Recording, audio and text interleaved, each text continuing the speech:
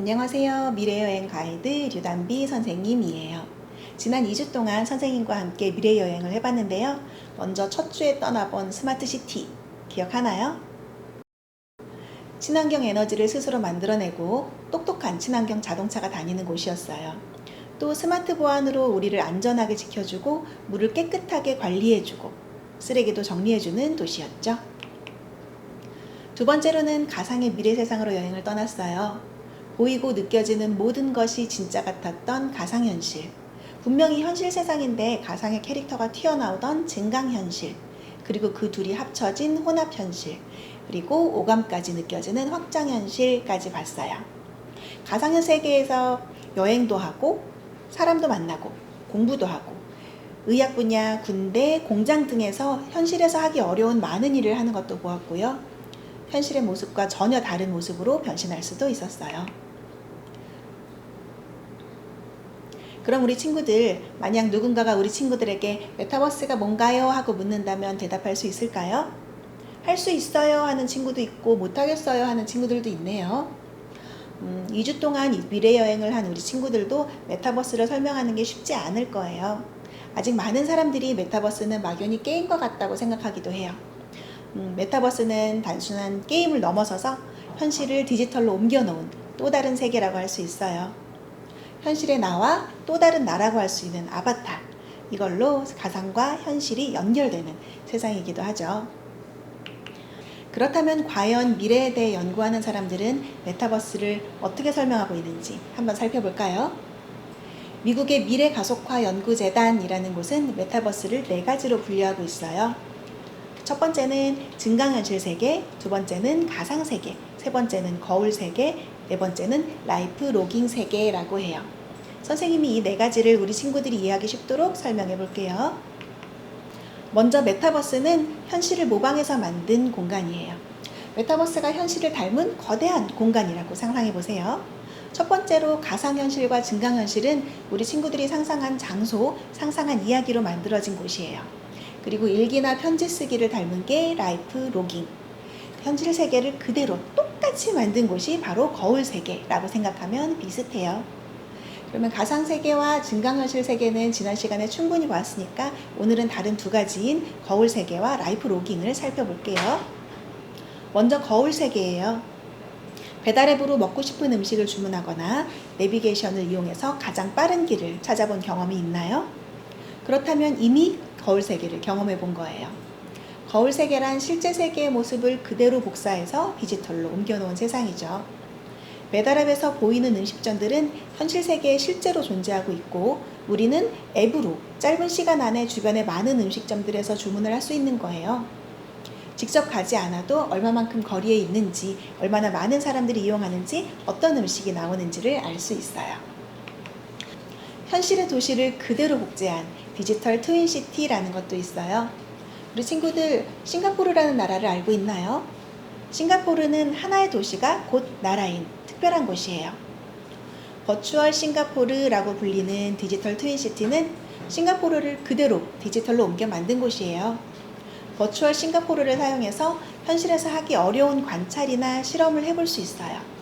그리고 자연재해 상황을 예측하고 새로운 건물을 지으면 어떤 영향을 주게 되는지, 살기에 불편한 지역은 없는지도 살펴보고 관리할 수도 있고요.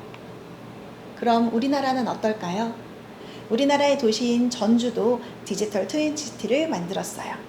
그 디지털 트윈시티를 사용하면 거리와 건물뿐만 아니라 눈에 보이지 않는 지하시설까지 확인할 수 있어서 사고를 막을 수 있고 도시 운영도 편리하게 할 수 있죠. 디지털 트윈시티는 우리에게 많은 도움을 주는 것 같아요. 다음에 함께 볼 거는 라이프 로깅입니다. 라이프 로깅은 우리 생활을 디지털에 기록하는 모든 것을 말해요. 예를 들면 인스타그램에 음식 사진을 촬영해서 올리거나 페이스북이나 트위터에 일상을 기록하고 유튜브에는 브이로그 영상을 올리기도 하죠. 이렇게 온라인 플랫폼을 이용해서 우리에게 일어나는 순간들을 사진이나 그림, 글, 동영상으로 기록하는 것, 이 모든 것들을 라이프 로깅이라고 불러요. 이것뿐일까요? 나이키라는 브랜드는 운동 앱을 통해서 세계인의 운동 기록을 수집하고 있어요. 나이키 운동 앱 사용자들은 자신의 운동 기록을 SNS에 공유해요. 친구들과 소통하면서 운동을 하고 전 세계 사람들과 운동 경쟁을 하기도 해요. 그런 것까지 메타버스라고 부르나요? 그건 우리 엄마도 예전부터 하던 건데 메타버스는 새로운 것이 아니에요? 맞아요. 물론 메타버스는 새로운 미래 기술도 포함하고 있지만 이미 우리 생활에서 일어나고 있었던 일들을 모아서 새롭게 정의한 거예요. 가상현실, 증강현실, 아바타뿐만 아니라 기존에 널리 사용되고 있었던 5G, 클라우드, 소셜미디어 이런 용어들이 다 메타버스로 통합되었다라는 유머 짤도 있을 정도로 이미 우리는 메타버스 안에 살고 있어요. 그래서 메타버스는 좁은 의미로는 아바타를 이용한 디지털 가상 공간에서의 생활이라고 볼 수 있지만 넓은 의미로는 그런 디지털 가상 생활과 그것에 관련된 모든 기술이라고 이야기할 수 있는 거죠. 우리 친구들 이렇게 메타버스에 대해서 알아보니 어때요? 신기하기도 하고 멋지기도 하고 아직 경험해보지 못한 친구들은 경험해보고 싶다 하는 생각이 들기도 하나요? 그런데 메타버스를 여행할 때는 주의해야 할 것이 많이 있어요. 메타버스는 현실 세계를 모방해서 그대로 옮긴 거라고 했잖아요. 현실 세계의 좋은 점도 닮아 있지만 좋지 않은 점도 닮아 있어요. 이제부터 메타버스 세계를 여행할 때 조심해야 될 일들에 대해서 함께 살펴볼게요. 만약 현실 세상에서 누가 내 옷이나 가방을 함부로 가져간다면 화가 날 거예요. 그쵸? 그래서 우리 집에 아무나 들어오지 못하도록 문단속을 하는 거예요. 디지털 세상에서도 똑같아요. 다른 사람이 내 개인정보를 함부로 사용하지 못하도록 주의해야 해요.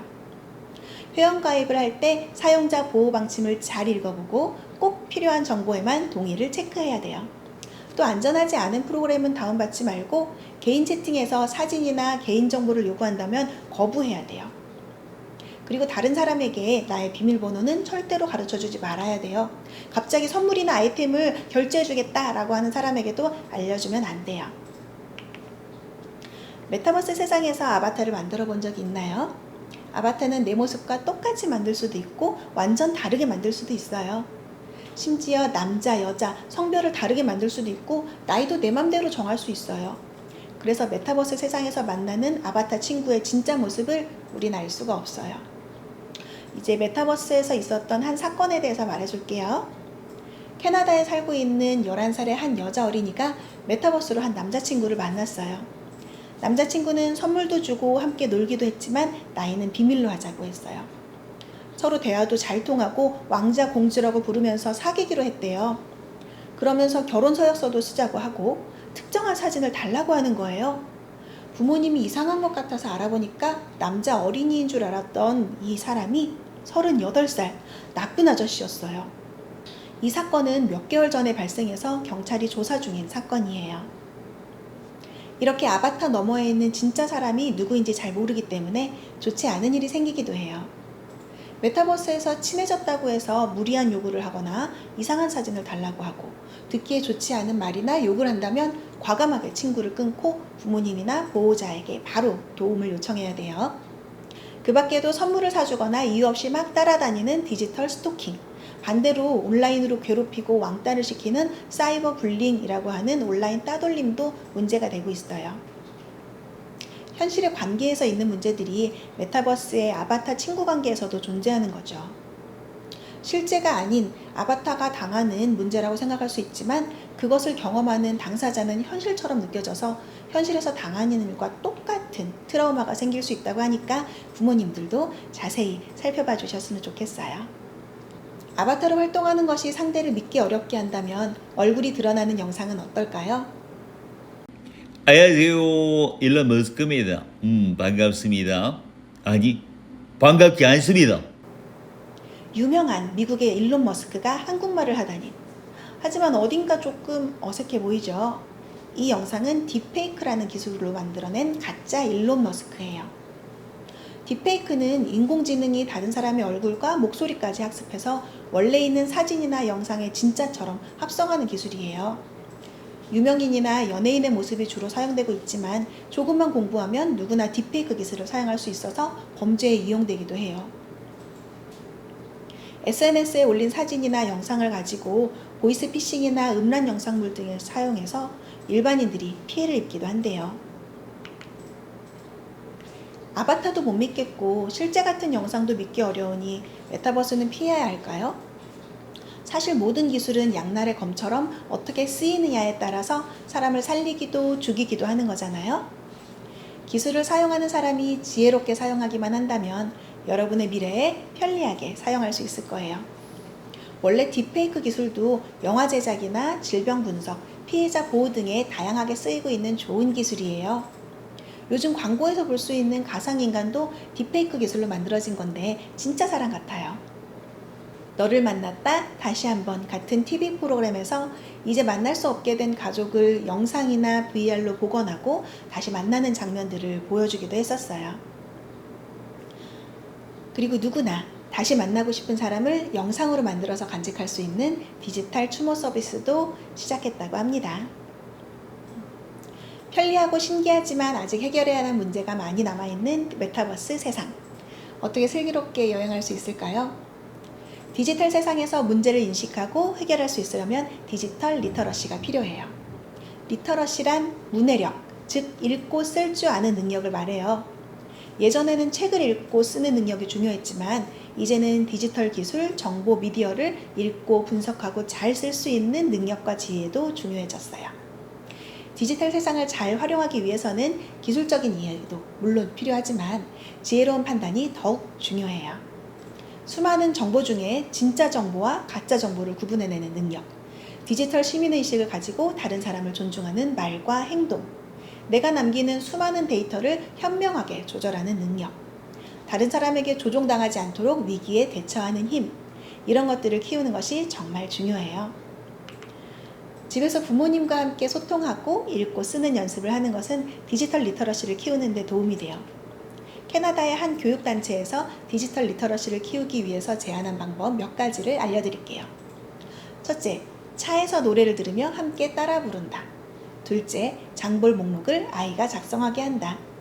셋째, 궁금해진 지식을 인터넷에서 함께 찾아본다. 넷째, 부모가 책 읽는 모습을 보여준다. 다섯째, 잠들기 전에 항상 책을 읽어준다. 어때요? 생각보다 어렵지 않죠? 자, 이렇게 선생님과 함께 본 미래여행 어땠나요? 여러분의 미래는 정말 많은 길이 열려 있어요. 현실의 세계이건 가상의 세계이건 한계가 없는 세상에서 살게 될 거예요. 여러분이 상상하는 모든 것이 가능하고 새로운 직업과 새로운 형태의 생활도 만들어낼 수 있어요. 그런 미래 세상에서 여러분은 어떤 사람이 되고 싶나요? 친구들과 부모님과 함께 앞으로 미래 세상을 상상해보고 얘기해보면 좋을 것 같아요. 그럼 미래 세상에서 또 만나요. 안녕.